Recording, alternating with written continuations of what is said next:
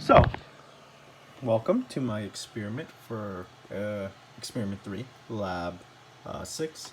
As you can see, setup all the same. All that's different is the code. And this time, we're using half step, and we're using a double linked list. And to make this work. And basically, it's gonna do the same thing visually. The motor is going to turn 120 degrees clockwise and turn 120 degrees counterclockwise. And in this first part of the code, we actually can see a difference. This number used to be 137, I believe. Yes. And basically, we multiplied it by 2 because it's a half step. So basically, there's double the amount of steps, and therefore, well, they're halved. And so that turns that 11.25 from earlier into 5. I forget exactly. Let me find it. I'm looking for it right now.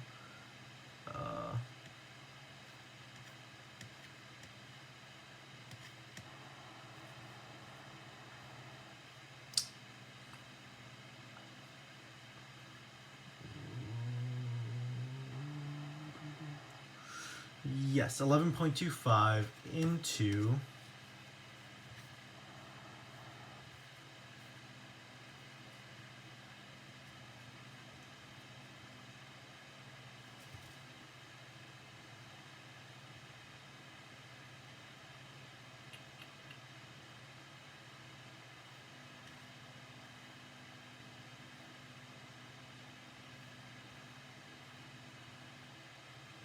5.625. And so when you do that, it's equivalent to, well, halving the 11.25, which means that we can just multiply by 2 to get the same thing. Or you can divide by 5.625 instead of 11.25, and that'll give you the same results. So that's what changed there. And also down here, actually this is the double linked list part. So here we have our pre-value, our data value, and then our and then our next value. And as you can see, this refers to 7. This refers to 1. This is 1. This is 0 at the time. And this is, see how it like refers back and then forward to the next one, and then this is their data value. Well, these are actually referring to the ones before, and these are referring to the well, I'm sure this side is referring to the one before, and this side is referring to the one after. So basically, we're checking in the same way as we have for the last couple labs. Last couple experiments. What direction it's going, if it's going clockwise or counterclockwise. And if we're going clockwise, then we're going to be going this way through this array. And if we're going, well, this way being going down. And if we're going counterclockwise, we're going to go in reverse. So we're going to count down the steps. And if we're going clockwise, we're going to count up. And as you can see, we have these hex values again. And the way we got those hex values was in the same way. We got the table from the Lab manual, and then made that into binary, and then from binary converted it to hex. And so let's see how this works. Let's go ahead and build the code.